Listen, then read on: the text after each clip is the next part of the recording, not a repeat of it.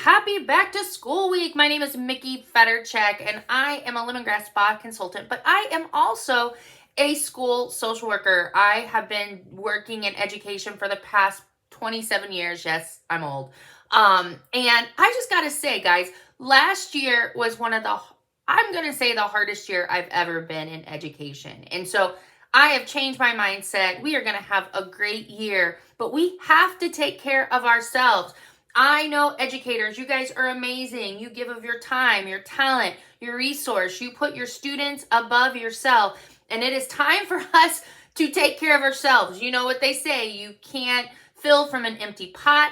And so we have to figure out ways on the daily to care for ourselves. A lot of our students are coming with lots of stuff happening before they get to school. And so it takes a lot out of you and you have to pour back into yourself. So let's real quick talk about self-care and mindfulness. To me, they kind of go together. Mindfulness is being present in the moment with kindness to yourself. And so mindfulness has amazing results now that we can see inside people's brains and all the neuroscience that mindfulness seriously can change how your brain is functioning, how your students' brains are functioning, and what a great way for us to model that for our students.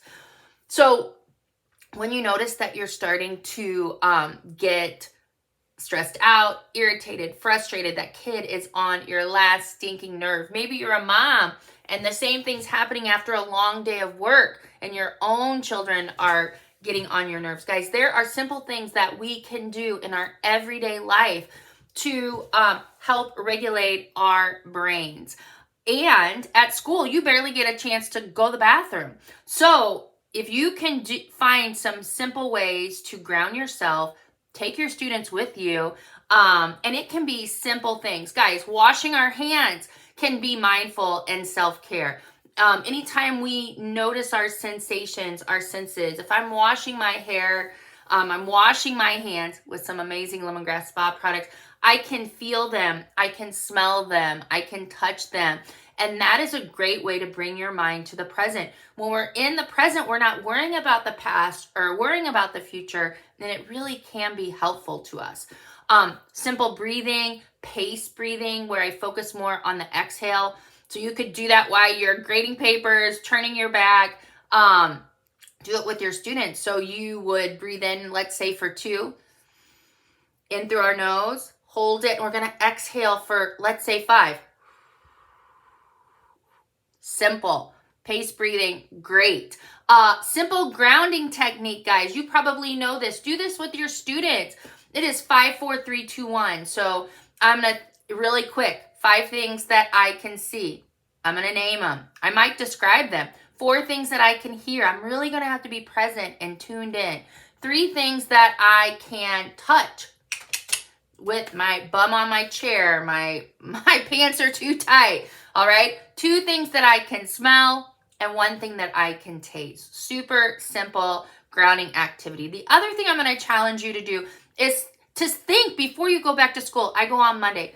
5 to 10 things that I can put in my toolbox that are quick, easy, massages, facials. Those are great, but we need things during our day to help us love, care, and be kind to ourselves. So create a playlist. Put some of your favorite songs on a playlist. Listen to them going to school. Listen to them coming home. Put earbuds when you take a lunch.